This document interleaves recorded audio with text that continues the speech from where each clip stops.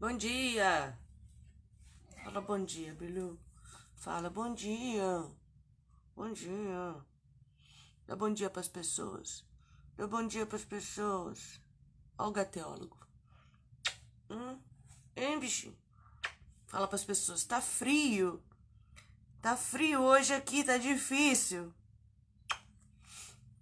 E aí, gente, como é que vocês estão? Bom dia. Olha essa minha cara. Meu Deus do céu. Vocês me amam mesmo assim? Mesmo com essa cara de sono e de cansaço? Em plena segunda-feira, 7 horas da manhã?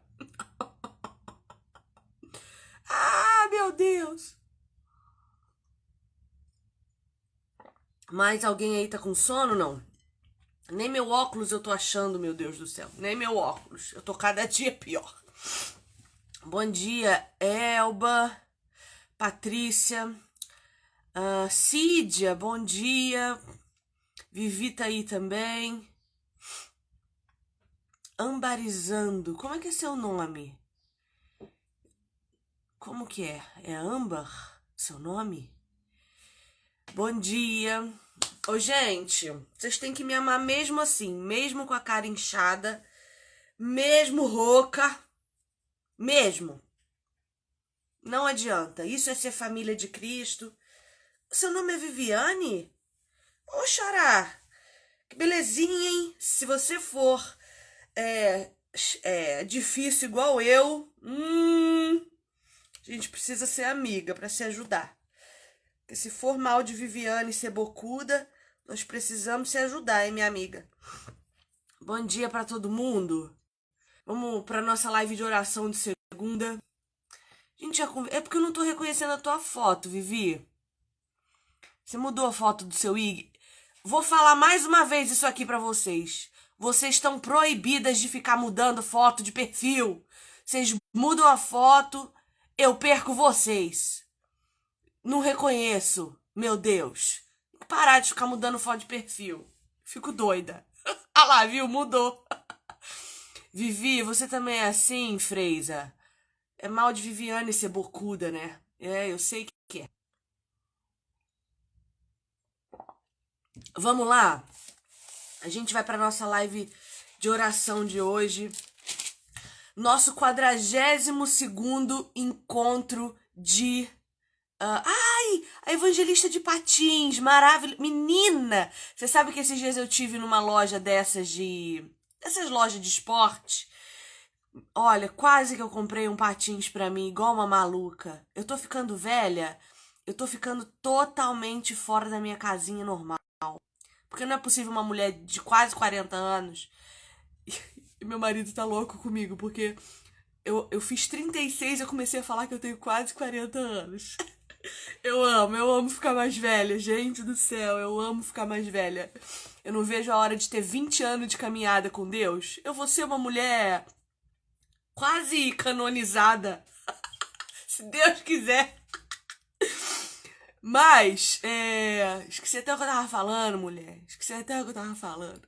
Ah, eu tava falando 42º encontro de oração nosso. Nós estamos há 42 dias lá no canal do Telegram, lendo e orando e meditando. E às segundas de manhã é aqui que a gente se encontra, pra gente fazer uma meditação um pouquinho mais longa, pra poder começar a semana aí com o Senhor de forma mais próxima, de forma mais intimista, pra gente poder estar junto. Então, ô, gente, 42 dias juntos é muitos dias, né? Mari, minha irmã querida, um beijo, meu amor, que saudade. A Mari Cidrão, gente, que tá aí nos comentários, ela me conhece, ó, desde a época em que eu era outra pessoa. Converti, Mari já tava na minha vida fazia 10 anos, né, Mari? Bia também é macaca velha desse canal, né, Bia? Você tá aqui faz tempo também, né, minha flor? Faz tempo. Bom, então deixa eu ver se a Ana Kelly já chegou, que a Ana Kelly vai me ajudar hoje aqui.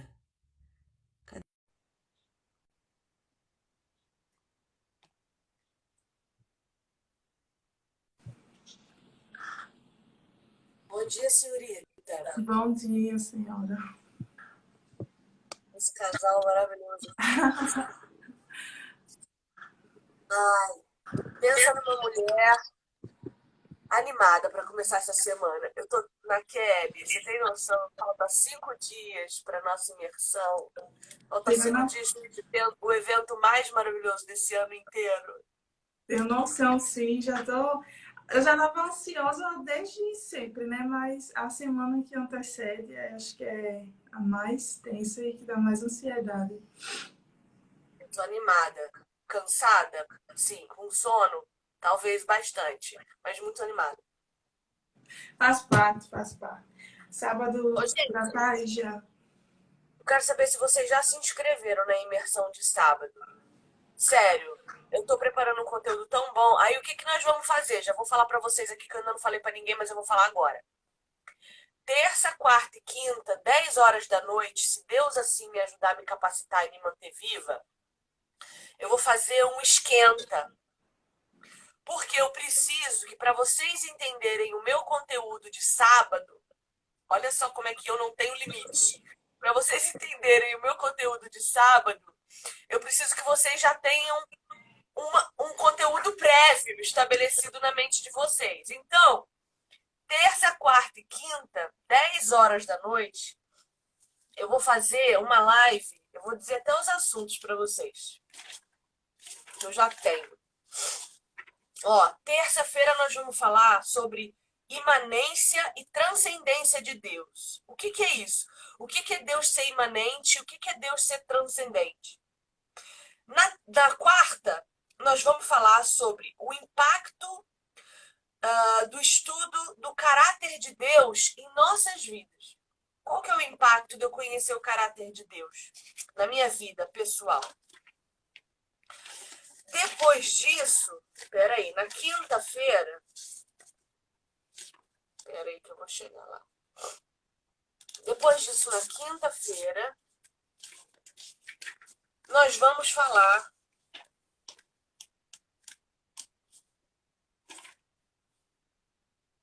Não lembro, não lembro. Tá aqui anotado em algum lugar, não tô achando. Mas nós vamos dar sequência a esse. Talvez eu fale sobre a existência de Deus, é, essa questão da afirmação da existência de Deus nas escrituras, na constituição do ser humano, essa questão de nós termos dentro de nós um senso moral colocado por Deus para sermos atraídos a Ele. O conteúdo de quinta, eu achei que eu tinha definido já, mas não defini ainda não. Mas terça, quarta e quinta às 10 da noite eu vou fazer um esquenta para quando chegar no conteúdo de sábado, vocês já estarem, ó, tinindão, para eu só chegar falando dos atributos de Deus. Certo? Então já anota aí na agenda. Anota aí para não esquecer. Tá bom, Ana Kelly? Anota você também. Já vou anotar. Tá me ouvindo bem? Tô, E me vendo também? tô. Beleza. Vamos lá, gente. Gênesis 42. Peguem aí as suas Bíblias, por favor. Gênesis, capítulo 42. Vamos ler, vamos meditar na palavra e vamos orar. Posso ler? Essa é a palavra de Deus. Quando Jacó soube que no Egito havia trigo, disse a seus filhos: Por que estão aí olhando uns para os outros? Disse ainda: Ouvi dizer que há trigo no Egito. Desçam até lá e comprem trigo para nós, para que possamos continuar vivos e não morramos de fome. Assim, 10 dos irmãos de José desceram ao Egito para comprar trigo. Jacó não deixou Benjamim, irmão de José, que fosse com eles, temendo que algum mal lhe acontecesse. Os filhos de Israel estavam entre outros que também foram comprar trigo por causa da fome na terra de Canaã. José era o governador do Egito e era ele que vendia trigo a todo o povo da terra. Por isso, quando os irmãos de José chegaram, curvaram-se diante dele com o rosto em terra. José reconheceu seus irmãos logo que os viu, mas agiu como se não os conhecesse. E lhes falou asperamente: De onde vocês vêm? Responderam eles: na terra de Canaã, para comprar comida. José reconheceu seus irmãos, mas eles não reconheceram. Lembrou-se então dos sonhos que tivera a respeito deles e lhes disse: vocês são espiões. Vieram para ver onde a nossa terra está desprotegida. Eles responderam: não, meu senhor. Teus servos vieram comprar comida. Todos nós somos filhos do mesmo pai. Teus servos são homens honestos e não espiões. Mas José insistiu: não, vocês vieram ver onde a nossa terra está desprotegida. E eles disseram: teus servos eram 12 irmãos, todos filhos do mesmo pai, na terra de Canaã. O caçula está agora em casa com o pai e o outro já morreu. José tornou a afirmar: é como lhes falei, vocês são espiões. Vocês serão postos à prova. Juro pela vida do faraó que vocês não sairão daqui enquanto seu irmão caçula não vier para cá. Mandem algum de vocês buscar o seu irmão enquanto os demais aguardam presos. Assim ficará provado se as suas palavras são verdadeiras ou não. Se não forem, juro pela vida do faraó que ficará confirmado que vocês são espiões. E os deixou presos 3 dias. No terceiro dia, José lhes disse: eu tenho temor de Deus. Se querem salvar sua vida, façam o seguinte: se vocês são homens honestos, deixem um dos seus irmãos aqui na prisão, enquanto os demais voltam, levando trigo para matar a fome das suas famílias. Tragam-me, porém, seu irmão caçula, para que se comprovem em suas palavras e vocês não tenham que morrer. Eles se prontificaram a fazer isso e disseram uns aos outros: certamente estamos sendo punidos pelo que fizemos a nosso irmão. Vimos como ele estava angustiado quando nos implorava por sua vida, mas não lhe demos ouvidos. Por isso nos sobreveio esta angústia. Rúben respondeu: eu não lhes disse que não maltratassem o menino, mas vocês não quiseram me ouvir. Agora teremos que prestar contas do seu sangue. Eles, porém, não sabiam que José podia compreendê-los, pois ele lhes falava por meio de um intérprete. Nisso José retirou-se e começou a chorar, mas logo depois voltou e conversou de novo com eles. Então escolheu Simeão e mandou acorrentá-lo diante deles. Em seguida, José deu ordem para que se enchessem de trigo suas bagagens, devolvessem a prata de cada um deles, colocando-a nas bagagens, e lhes dessem mantimentos para a viagem. E assim foi feito. Eles puseram a carga de trigo sobre os seus jumentos e partiram. No lugar onde pararam para pernoitar, um deles abriu a bagagem para pegar forragem para o seu jumento e viu a prata na boca da bagagem. E disse a seus irmãos: devolveram a minha prata, está aqui em minha bagagem. Tomados de pavor em seu coração, tremendo, disseram uns aos outros: que é isto que Deus fez conosco? Ao chegarem à casa de seu pai Jacó, na terra de Canaã, relataram-lhe tudo o que lhes acontecera, dizendo: o homem que governa aquele país falou asperamente conosco e nos tratou como espiões. Mas nós lhe asseguramos que somos homens honestos e não espiões. Dissemos também que éramos 12 irmãos, filhos do mesmo pai, que um já havia morrido e que o caçula estava com nosso pai em Canaã. Então o homem que governa aquele país nos disse: vejamos se vocês são honestos. Um dos seus irmãos ficará aqui comigo e os outros poderão voltar e levar mantimento para matar a fome de suas famílias. Tragam-me, porém, o seu irmão caçula, para que eu comprove que vocês não são espiões, mas sim homens honestos. Então lhes devolverei o irmão e os autorizei a fazer negócios nessa terra. Ao esvaziarem as bagagens, dentro da bagagem de cada um estava sua bolsa cheia de prata. Quando eles e seu pai viram as bolsas cheias de prata, ficaram com medo. E disse-lhes seu pai Jacó: vocês estão tirando meus filhos de mim. Já fiquei sem José, agora sem Simeão, e ainda querem levar Benjamim. Tudo está contra mim.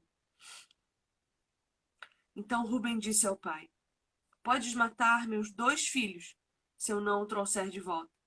Deixa-o aos meus cuidados, e eu o trarei. Mas o pai respondeu: meu filho não descerá com vocês. Seu irmão está morto e ele é o único que resta. Se qualquer mal lhe acontecer na viagem que estão por fazer, vocês farão estes meus cabelos brancos descer a sepultura com tristeza. Essa foi a leitura da palavra de Deus. Senhor, eu peço nesse instante que o Senhor fale conosco através da tua palavra, nos ensine, nos exorte, dê a nós o entendimento que precisamos para te conhecer um pouco mais. Peço que o teu Espírito Santo nos cubra com o seu poder, que nós possamos interpretar as Escrituras de forma adequada e que o Senhor alcance cada um que ouvir essa palavra com sabedoria e discernimento para entendê-la, discerni-la e aplicá-la em sua própria vida. Em nome de Jesus, amém. Ai, Jacó me incomoda tanto. São tantas lições que esse capítulo traz pra gente. Ele te incomoda por quê?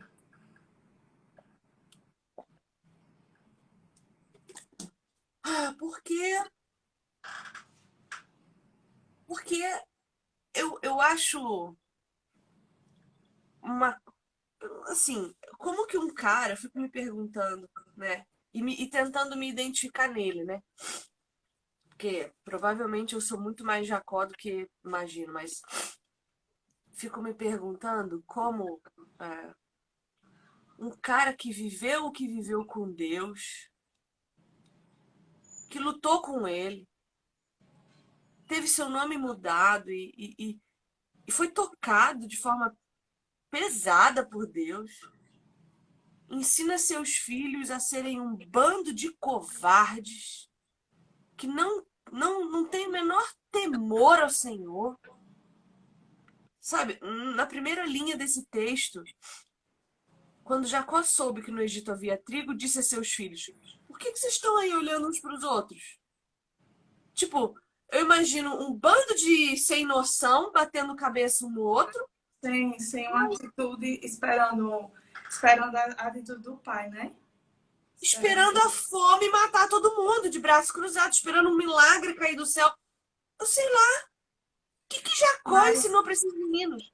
Assim, eu me coloco na situação dele e me comparo. Porque eu acho que nesse tempo aqui ele já era de idade e passar pelo que ele passou, né? A atitude de homem pecador. Eu acredito que sim, por ter perdido a esposa no parto do filho. E nesse tempo todo, porque aqui já tinham se passado 20 anos, né? Que José, para ele, tinha morrido.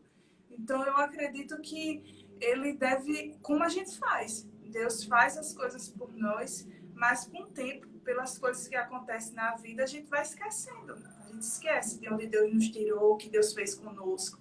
Então, eu acho que ele estava cansado já, né? Porque aqui já fazia 20 anos que José tinha assumido e que para ele José tinha morrido. Aí, depois dessa situação toda, vinha a fome. Né? A fome entre a família, a fome no lugar onde Deus prometeu, porque ele estava sobre a promessa, né? A fome no lugar onde Deus prometeu a ele fartura. Então, eu acredito que foram essas situações que, com o tempo, igual nós fazemos. Né? Eu concordo. Eu acho que a gente realmente esquece de onde Deus nos tira sempre. Mas o que me preocupa, e eu tenho pensado muito nisso nos últimos dias, é essa questão da ausência de preocupação dos pais em educar os filhos da forma correta dentro das escrituras. É a gente não perceber quão importante, significativo e grave é a gente ensinar os nossos filhos a temer a Deus. Eu estava conversando com uma amiga ontem, a Regi, sabe? Regiane Esqueleiro. E ela veio me perguntar sobre a questão do texto da vara. Se a vara era literal ou se era simbólica.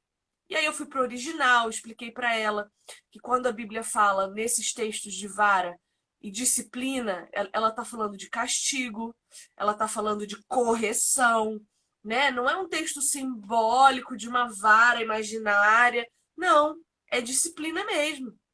E como isso mostra o amor de Deus. E aí eu mandei para ela um texto que eu li num livro da Lisa Bever, que eu amo, eu sempre volto lá para ler, que a Lisa conta uma experiência que ela teve com o pai dela. Ela não podia atravessar a rua sozinha. Ela era pequena, ela tinha uns 8 anos. Ela não podia atravessar a rua sozinha.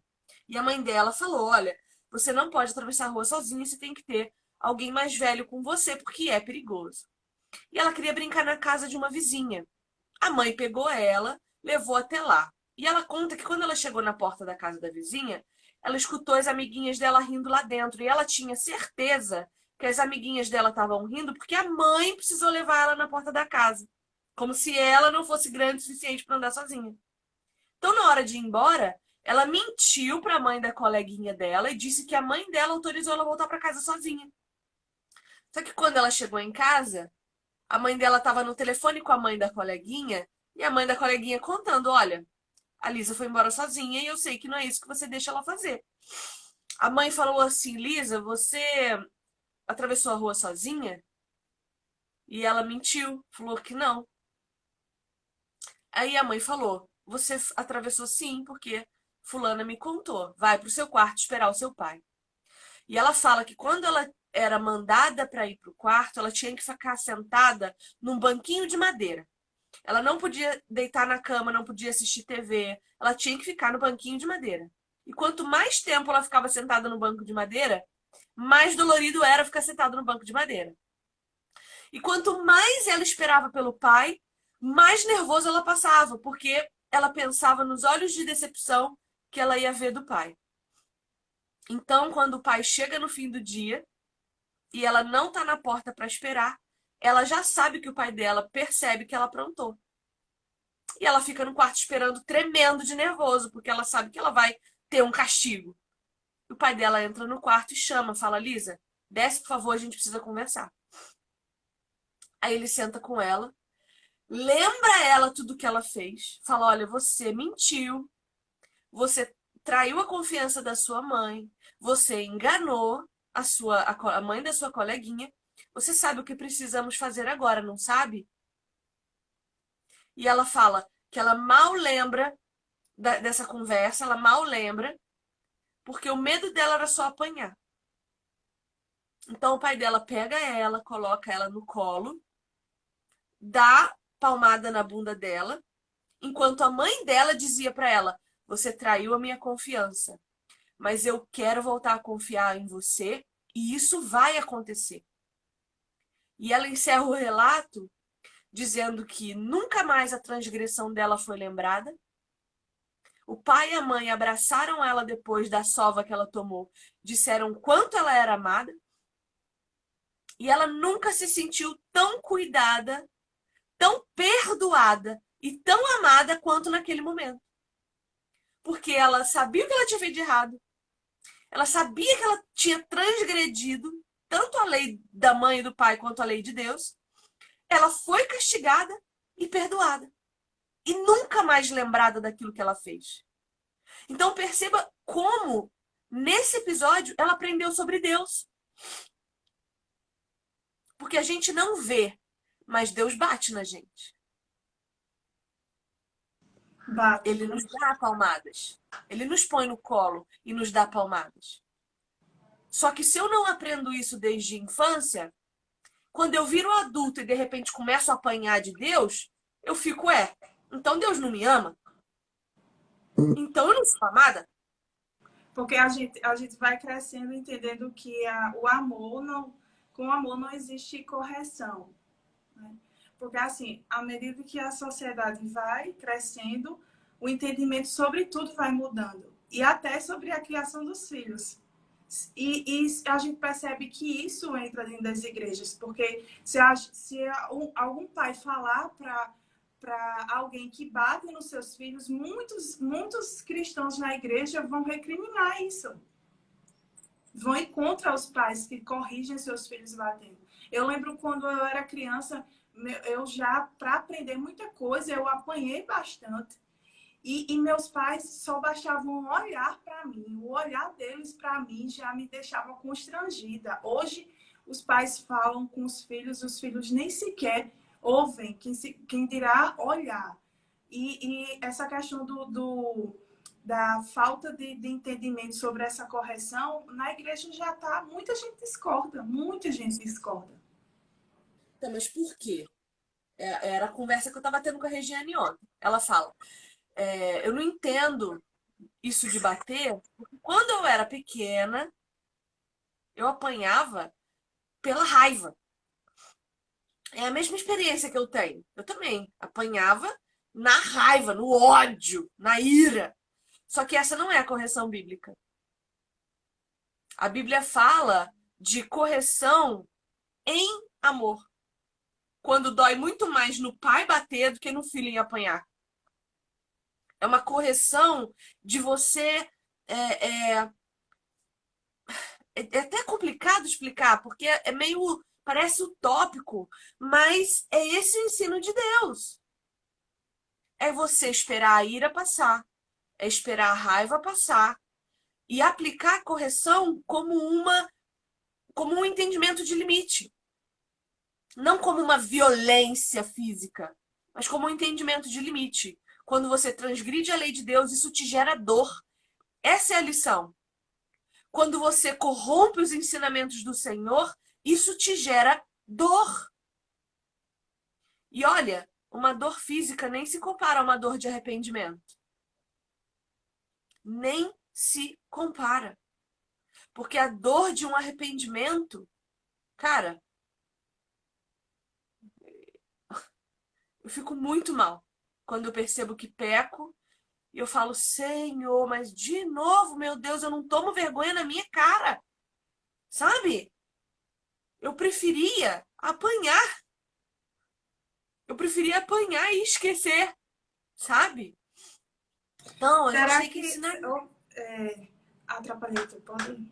Pode falar, pode falar. Quando você falou de dor de arrependimento, eu pensei, será que os irmãos de José sentiram essa dor quando eles lembraram? Porque eles disseram aqui que será que não é Deus? Né? Será que quando José... Que eles não sabiam que era o José, mas quando José confrontou eles dizendo que eles eram espiões, eles lembraram.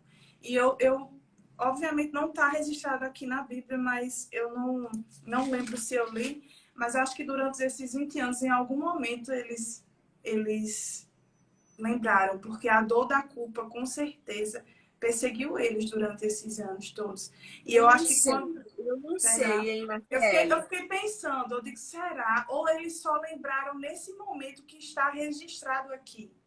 Sabe por quê? Porque Jacó continuou preferindo o outro filho, que Foi. é Benjamim. Olha o que ele fala lá no verso 36. Vocês estão tirando meus filhos de mim. Como se os únicos filhos que Jacó tivesse fossem os que ele perdeu. O José, o Simeão que ficou e o Benjamim que estão querendo levar. Ó, vocês estão tirando meus filhos de mim. Já fiquei sem José, agora sem Simeão e ainda querem levar Benjamim. Tudo está contra mim. Olha que vítima. Olha que Então, homenzinho fraco. me E é só parece, Rubem. me É só parece o Rubem que que você fala. falou no começo do versículo, que a atitude dos filhos era reflexo da educação do pai. Né? Claro, o pai primeiro preferiu José a ponto desses filhos se enciumarem e se irarem e fazerem o que fizeram. E Rubem Obviamente é o não único. justifica a atitude deles, mas a gente consegue entender como se deu a criação deles por essa atitude, né? Exatamente. E Rubem é o único que se manifesta aqui. Sim. Rubem é o único que se manifesta dizendo que não era para ele. Bom, ele foi o único que se manifestou na cisterna, dizendo não façam isso. Quando ele deu as costas, jogaram o menino, venderam o menino como escravo. Então, Rubem não estava presente quando se livraram de José, mas é aquilo, também não se meteu, também não impediu, também não fez nada.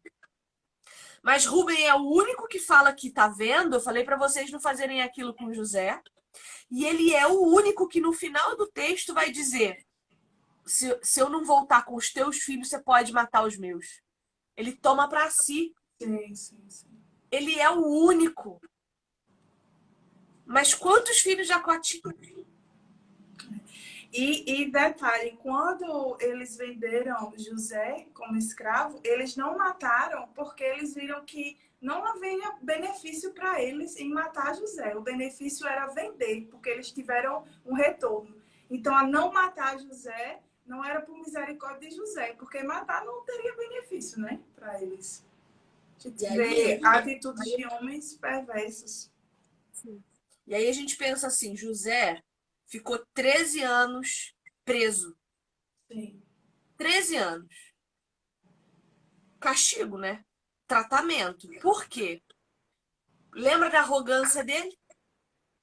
Porque vocês se sujeitarão a mim, porque eu tive um sonho, porque eu vou ser o maior. Imagina que menino nojento. Nojento. Só que Deus queria usá-lo. Só que para usá-lo precisava que o caráter dele fosse Tratá-lo. transformado. Então trancou ele 13 anos para ele aprender a servir, para ele aprender a cuidar, para ele aprender a trabalhar, para ele se sentir sozinho, para ele ver, tá vendo? Você foi arrogante lá atrás? Olha onde você tá agora. Pensa bem.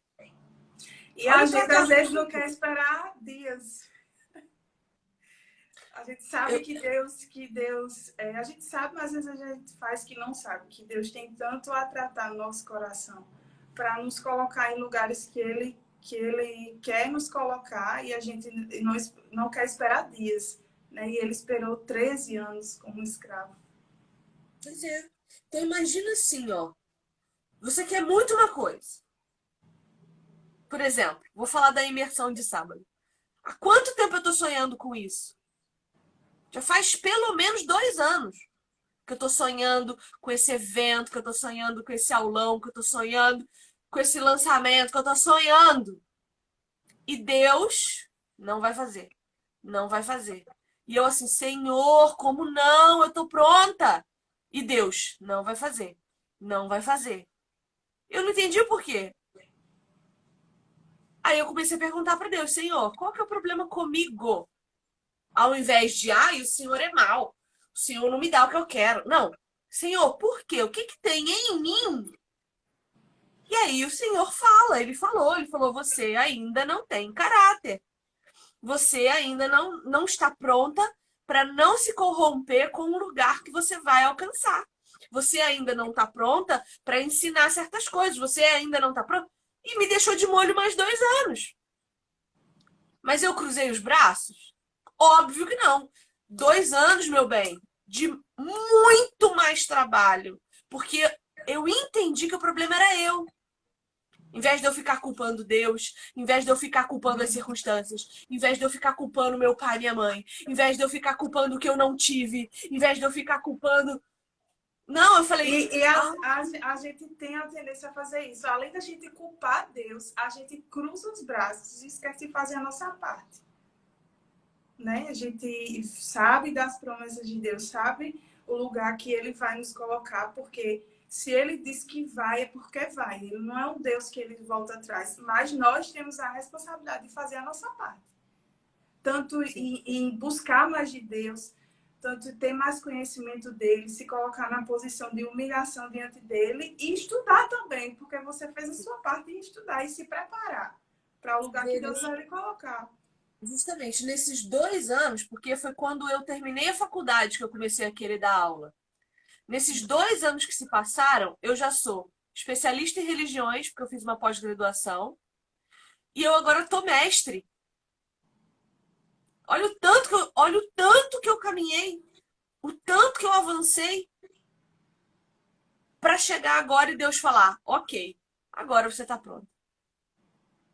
Agora você tem temor suficiente. Agora você tem conhecimento.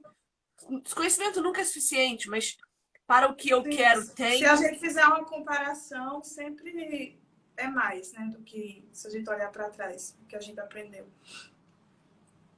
Então, quando a gente está dentro da cisterna, a gente precisa se perguntar por que que a gente está lá, por que que Deus nos colocou lá, porque perceba que até os filhos de Jacó, lá no verso 28, até os filhos de Jacó sabem que é Deus que faz todas as coisas. Ó, e disse a seus irmãos: devolveram a minha prata, está aqui minha bagagem. Tomados de pavor em seu coração e tremendo, disseram uns aos outros: que é isto que Deus fez conosco? Não é assim, o que é isso que Faraó fez conosco? O que é isso que José fez conosco? Não. Quando eles entenderam que eles estavam sendo julgados por Deus pelo que fizeram com José, eles entendem também que todos os processos que eles estão vivendo são causados e gerados por Deus. Sim. Porque as nossas consequências, as consequências dos nossos pecados, elas são consequências que é Deus que permite que aconteçam, que é Deus que movimenta para que aconteça, porque sem isso não tem aprendizado. Não tem aprendizado. Tu falou, eu não tinha pensado nessa questão de José sobre a soberba em relação ao sonho, dele contar para os irmãos. Eu nunca tinha pensado nisso. E então a gente consegue, pensando por esse lado, a gente consegue observar também um tratamento na vida de José, porque na posição que ele estava, lembrando do sonho que ele teve, ele poderia ter agido totalmente diferente, porque era o segundo homem mais poderoso do Egito, né? Então eu acho que Mas perceba, veja bem, perceba que o texto vai dizer que, cadê? Que ele estava trabalhando, vivendo a vida dele, aí de repente ele lembrou do sonho. sim, O cara já não tinha mais rancor, ele não tinha mais amargura, porque se tivesse, a palavra ia dizer: então José viu que o seu sonho. Não, ele se lembrou. sim, Ele se lembrou, ele falou: nossa, é mesmo.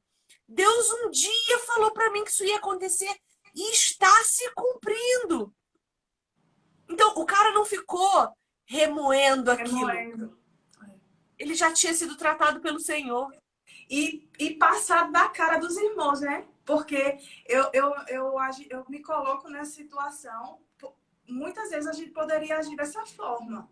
Porque a gente lembrar da posição que a gente estava e na posição que a gente está de poder, de ter coisas, e a gente ficar de frente às pessoas que nos humilharam, e principalmente nossa família. A gente ficar de frente. Cara, se nesse tempo Deus não tivesse tratado e ele não tivesse aprendido, ele teria agido de forma vingativa. E eu acho que quando ele encontrou os irmãos, eu imagino assim, um misto de sentimentos. Eu acredito que deve ter sentido raiva por lembrar, mas ao mesmo tempo saudade. Eu acho que quando ele olhou, ele lembrou do pai, do tempo, né? Do pai, da mãe, da família, enfim. E é tudo que para decidir o que ele ia fazer com eles, ele deixou ele preso por 3 dias. Eu acredito que foi para pensar o que ele ia fazer. Mas a gente consegue, né, observar que ele também foi tratado. Porque ele poderia ter agido de forma vingativa. Ele teve raiva. Ele Sim. teve raiva. É nítido que ele teve raiva, tanto que a palavra diz que ele respondeu com aspereza Sim. e mandou prender. Sim. Mas veja que bonito isso, ó. Diante do arrependimento dos irmãos, porque ele ouve Rubem falar, verso 22. Rubem respondeu: eu não lhes disse que não maltratassem o menino, mas vocês não quiseram me ouvir. Agora a gente tem que prestar conta do seu sangue. Então, José podia compreendê-los, ouviu o que eles disseram, percebeu o seu arrependimento. Diante do arrependimento dos irmãos, o que José faz no verso 24? Retira-se e começa a chorar. Então, veja, toda a dor que ele carregava, ele se retirou para o quartinho de oração dele e ele foi chorar. E eu posso ouvir José falando com Deus: Senhor, o Senhor trouxe eles aqui.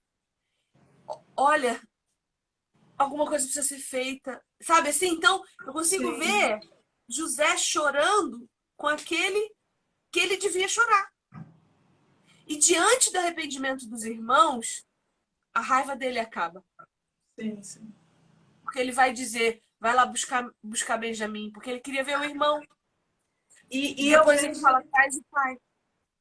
é assim, uma coisa que eu observo em José nessa situação é que ele, além dele não ter agido por vingança, ele teve a atitude de ter discernimento e sabedoria, porque ele poderia ter abraçado os irmãos de uma vez, mas diante dessa situação ele teve sabedoria de não confiar 100% e ver realmente se os irmãos tinham sido mudados e tinham sido arrependidos. Isso ensina muito para nós. A gente está por uma situação que nós somos traídos por amigos ou familiares e Deus colocar essa pessoa diante da nossa vida em alguma situação.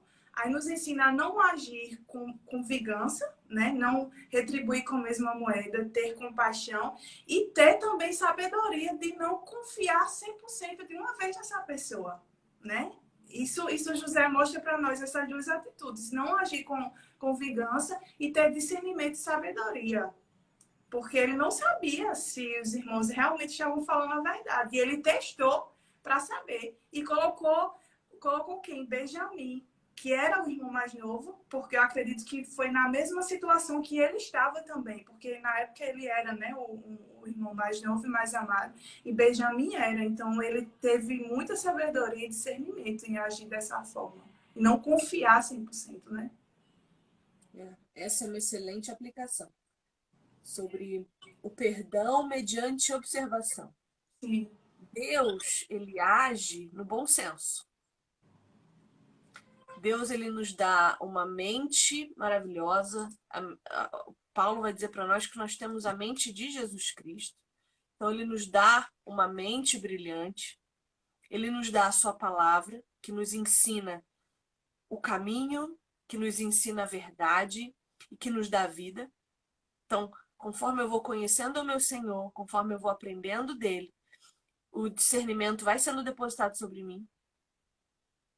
Então, veja, quantas vezes a gente deixou de tomar uma decisão, deixou de tomar uma iniciativa, esperando Deus falar, sendo que Deus já falou.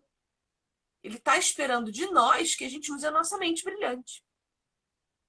Então, Deus usa o nosso bom senso e nos capacita a ter bom senso. Que foi o que José fez. Mas José pagou um preço de 13 anos. Mais 7 trabalhando de graça. Tendo a sua vida controlada por outra pessoa, porque ele não escolheu nem a própria mulher. Nem a própria mulher ele teve liberdade de escolher. E em meio a essas circunstâncias, ele foi muito bem sucedido. Ele se adaptou. E aí eu lembro de Paulo, né? Lá em Filipenses. Lá vou eu para Filipenses de Você novo, vai meu Deus. lembrar. Eu sabia que ia para Filipenses. Eu tô chegando em Filipenses. Acho que sinto que eu vou demorar um tempo nele também. Eu já terminei Colossenses e ainda estou voltando em Filipenses. Então eu lembro de Paulo. Eu vejo em José o que Paulo diz em Filipenses 4. Aprendi a adaptar-me a toda e qualquer circunstância. Sei o que é passar necessidade, sei o que é ter fartura. Aprendi o segredo de viver contente em toda e qualquer situação. Seja bem alimentado, seja com fome, tendo muito ou passando necessidade. Tudo posso naquele que me fortalece. Então eu vejo José aqui. Eu vejo esses 13 anos de clausura sendo para José o que Paulo também experimentou. Porque o ministério de Paulo é muito longo, né? Sim. A E um gente lê detalhe no Paulo e acha que começo, foi... um detalhe no começo desse versículo é que ele aprendeu, não foi do dia para a noite. Ele aprendeu a duras provas.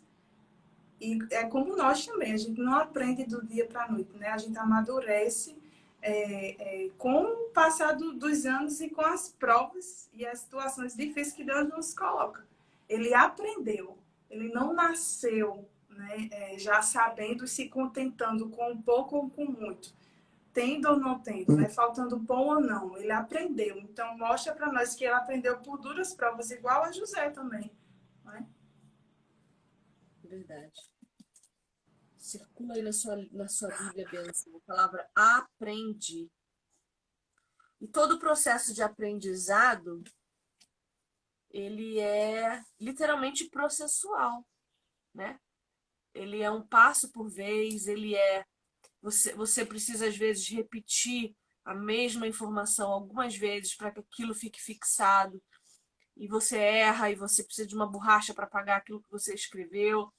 Então, o processo de aprendizado, ele pode levar tempo. Mas se a gente estiver atento, o Senhor faz ser mais rápido um pouco. Quando a gente para de responsabilizar os outros e começa a responsabilizar nós mesmos, tende a ser mais rápido, tende a ser melhor. E eu fico triste de terminar esse texto vendo que Jacó continua um pai covarde. Jacó continua um pai falho, né? Enxergar Jacó assim fala sobre o nosso Deus, que pela sua graça e sua misericórdia não olha para nós pelo que somos, mas pelo que podemos ser com ele. Porque não tem uma personagem bíblica que foi tremendamente usada por Deus que eu não olhe e eu não sinta vergonha de quem eu sou. Que eu não sinta vergonha de quem essa pessoa foi. Porque é uma vergonha um Deus tão maravilhoso que cuida de cada detalhe, de todas as histórias, sendo absolutamente esquecido, tratado de forma secundária e ainda assim voltando para cumprir essas promessas. Cara, só Deus para fazer um negócio desse. Só. Imagina como Benjamim não era. Eu não posso imaginar o relacionamento. Imagina essa casa. Que zona, que clima. Um bando de homem covarde. Do pai falar, escuta, nós vamos passar fome, vocês vão cruzar o braço e esperar? Vamos fazer alguma coisa? Sabe? Que é isso? Então, assim, Parece ser uma atitude, um modo de falar bem ríspido, né? Com eles. Parece ser uma forma bem grossa de falar com os não filhos. precisava Eu ter que dizer. imagino. A questão é que não precisava ter que dizer. Sim. Tem 11 homens. 11 homens mais o pai. 11 homens mais o pai. Um velho, Jacó já estava velho. E aí os 11 marmanjos olhando um para o outro. O que nós vamos fazer? Se a gente for pensar por esse lado e trazer sobre a criação de filhos, eu penso aqui que às vezes a gente não, não, não cria os filhos da forma que tem que ser e em uma atitude que o filho faz, que é reflexo da sua falta de ensinamento, você age com rispidez e não lembra que a culpa é sua. Entende? Se a gente for pensar a forma que ele falou com rispidez aqui e que não precisaria falar. Ou seja, a falta de ensinar os filhos para ter uma posição, uma atitude dessa, não lembrar disso e ainda por cima falar com rispidez. Porque eu imagino aqui que ele deve ter falado com rispidez, ou seja, culpar os filhos pela sua covardia de não ter ensinado no caminho correto e da forma correta. Né? Mas Benjamim não. É. Sabe, olha que climão, cara. Olha que coisa ruim dentro de casa. Eu fui criada meio assim, sabe? Sendo colocada contra minha irmã, assim. E é muito triste, porque a gente levou 25 anos para conseguir se relacionar. 25 anos, cara. Pra gente conseguir sentar, conversar e falar: por que a gente se odeia? Por que a gente se trata assim? Vamos parar pra pensar. Por quê? E nós temos 6 anos de diferença. Então, é triste. Porque o tanto que se perdeu de relacionamento. Trazendo para a minha realidade como criação, eu sou a filha mais velha e eu tive isso, de os meus pais terem um cuidado maior com o meu irmão. Que, tipo, a palavra era porque dava mais trabalho, o filho que dá mais trabalho, os pais têm mais cuidado. E eu lembro, eu falando sobre isso, eu lembro de vezes que eu orei. Porque isso, assim, em algumas situações me magoava tanto. Eu pensava, eu sou uma filha que eu não dou trabalho nenhum. E por que o tratamento e o cuidado é diferente com quem dá mais trabalho? E eu lembro que eu fiz orações e eu falava para Deus que isso não entrasse no meu coração e que em nenhum momento eu agisse por vingança ou que isso me levasse para a vida adulta e eu me sentisse magoada. E eu vejo que Deus atendeu esse meu pedido de oração e, assim, por atitudes minhas também. Eu não deixei com que essas situações me contaminassem. Porque eu poderia eu tive a oportunidade de várias vezes lembrar dessas situações enquanto criança e adolescente, de me colocar nessa posição e dizer, tipo, e agir por vingança. Mas eu lembro de orações que eu fazia para o Senhor não deixar que isso entrasse no meu coração e eu não agisse dessa forma, entendeu? Então a gente consegue perceber o reflexo que é na vida de uma pessoa, a forma que os filhos, né, são criados pelos pais. Então, eu acho que hoje, para a gente fazer a nossa oração e encerrar o nosso tempinho aqui, eu acho que a gente pode tocar no ponto, não da educação dos pais para com os filhos, mas em quem está assistindo a gente agora, ouvindo a gente agora, e que de alguma forma nutre algum tipo de sentimento ruim pelos irmãos, ou por algum irmão específico. Que a gente possa, nesse momento, então, orar por cura, orar pela cura desse sentimento, para que alguém tome a iniciativa de resolver, porque eu não era convertida ainda quando a minha irmã tomou a iniciativa de vir na minha casa me visitar. Não sei por que até hoje ela fez isso, porque realmente a gente nunca se dava. E ela veio, ela estava namorando na época o rapaz que hoje é marido dela, e ela veio passar uma semana na minha casa. E foi nessa semana que ela passou aqui em casa, que foi providência de Deus, que a gente sentou para conversar e entendemos por que que a gente não se dava. Porque a gente sempre foi colocada uma contra a outra. Para não ficar sozinha, a nossa mãe dividia as duas. Então, quando ela brigava comigo, ela tinha minha irmã. Quando ela brigava com a minha irmã, ela tinha a mim. Então, dividiu-se. E casa dividida não subsiste. Então, a gente não se dava. Graças a Deus, o Senhor restaurou esse relacionamento. Amo demais a minha irmã. Sinto uma saudade dela. Ela tem 2 crianças. Eu não conheço a mais nova ainda. Ainda não pude ir lá visitar a minha irmã. Ai, ficou até mal de falar. Porque eu quero muito conhecer a Helena. E, e é isso. Então vamos orar para que o Senhor nos capacite não só a criar os nossos filhos de maneira equilibrada e adequada, mas a perdoar talvez um irmão que inconscientemente foi criado para ser nosso inimigo, né? Ou não sei. O que você acha?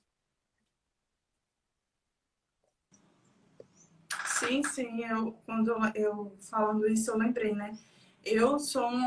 Uma situação que eu consegui perdoar essas situações, mas com certeza tem alguém que acho que isso reflete durante sua vida adulta de não conseguir perdoar, do reflexo do ensinamento dos pais continuarem durante a vida adulta, né? Muitos não vão se dar conta a tempo. Então, eu espero que você que está ouvindo a gente agora se dê conta a tempo de restaurar esses relacionamentos, sabe? Talvez é a hora de você se retirar, começar a chorar e pedir a Deus sabedoria para conversar de novo com seus irmãos, como José fez. Seja você o primeiro a se arrepender. Seja você, porque do mesmo jeito que a minha irmã tomou a iniciativa de vir aqui para minha casa, eu recebi, né? Eu podia ter dito não, eu não quero. O que você vai fazer aqui? Mas eu recebi. Eu deixei que ela entrasse, eu a tratei com todo o amor que eu tinha, porque eu já tinha entendido o que tinha acontecido, né? Graças a Deus eu já tinha entendido, eu já estava começando, o Senhor Jesus já estava me alcançando. Então, muitas coisas eu já estava começando a ter os meus olhos abertos, né? O Espírito Santo já estava me tratando para me converter. Então, que a gente possa ser a sabedoria dos nossos relacionamentos, que a gente possa buscar do alto essa sabedoria, e não da nossa, porque José retirou-se para chorar. Então a gente precisa fazer isso também, se retirar, chorar e pedir a Deus que nos use de forma sobrenatural para restaurar os nossos relacionamentos. Vamos orar? Pai, muito obrigada por esse dia. Obrigada por essa segunda-feira, Senhor. Obrigada porque o Senhor está nos dando mais uma semana para trabalhar, para alcançar os nossos sonhos, para caminhar contigo, que é o maior dos prazeres, é o maior dos júbilos. Obrigada, Espírito Santo de Deus, por habitar-nos, por nos ajudar, por nos consolar, por nos alegrar.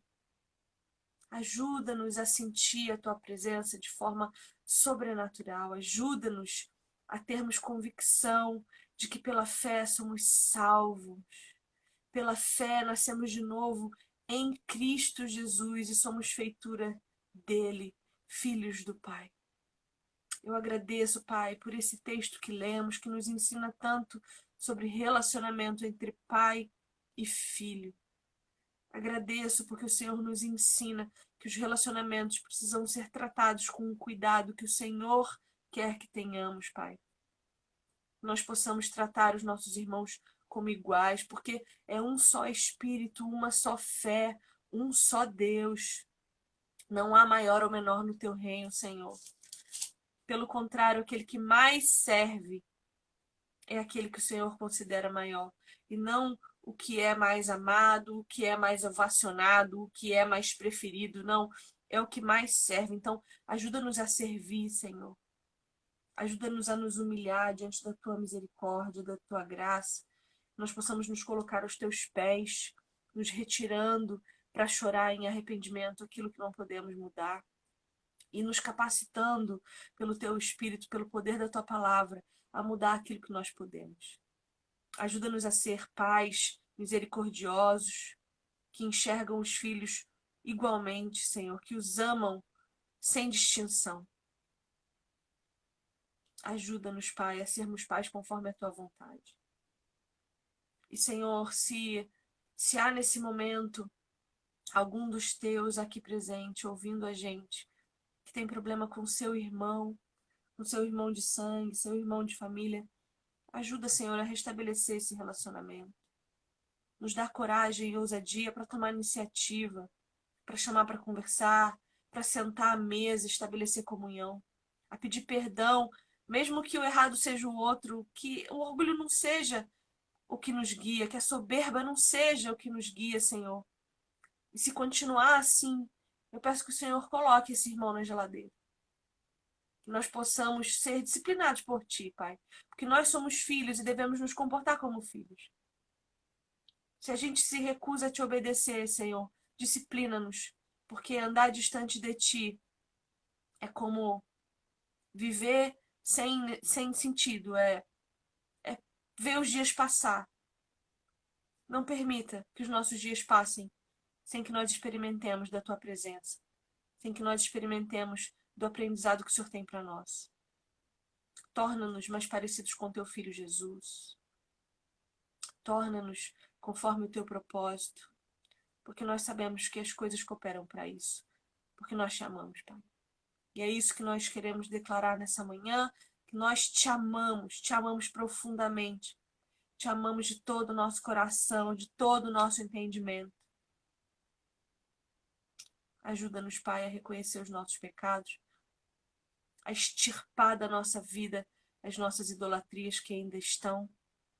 E que o Senhor nos convença do nosso lugar de filhos. Nós queremos entender esse amor, Pai, para vivê-lo de forma plena e abundante. É difícil para nossa mente limitada entender um amor que não exige de nós merecimento. É muito difícil, Pai. Então ajuda-nos, por favor, Espírito Santo, a compreender esse amor, a compreender essa graça e a desfrutá-la em cada momento do nosso dia. Eu oro grata, porque o Senhor está conosco. Eu oro grata, porque as tuas obras estão sendo completadas em nós. Eu oro grata pelos meus irmãos e irmãs que estão comigo nesse momento. Eu oro agradecendo, porque o Senhor dá família ao órfão. Nós chamamos, Senhor. Nós chamamos e oramos em nome de Jesus para que sejamos ouvidos por Ti. Amém. Amém. Amém. É isso! É isso. Vou passar uma maquiagem nessa cara inchada que eu tô, pelo amor de Deus. Passa. Ai, que preguicinha boa, Senhor. Você já se espreguiçou hoje? Espreguiça aí, mulher. Espreguiça aí. Estica esse corpo. Ai, estica esses músculos. Coragem, que hoje é, né, segunda.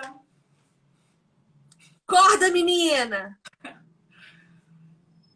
Então é isso, gente. Bom, se você ainda não se inscreveu na imersão de sábado, por favor, vai lá e se inscreve, que eu não tô trabalhando aqui à toa, não.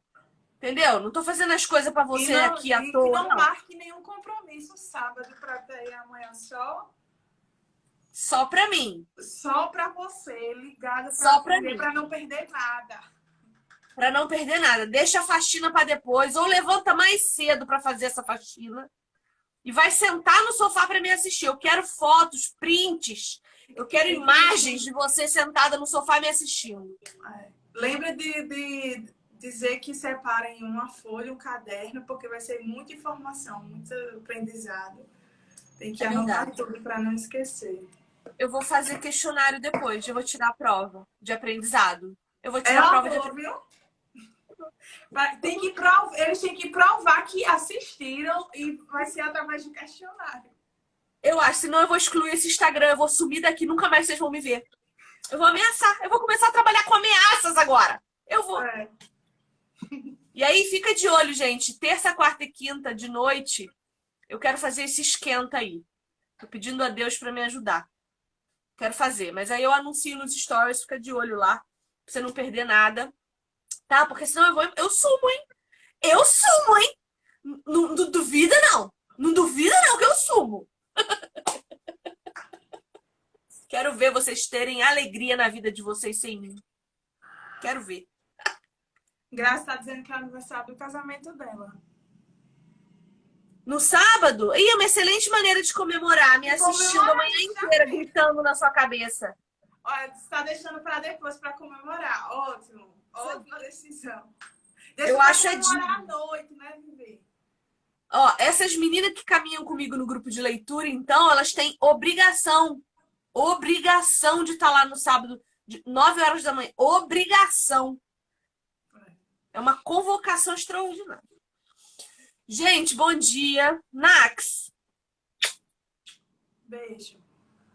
Bom dia pra você, tá? Deixa pra você também. Acorda, menina! Tchau. Beijo. Beijo.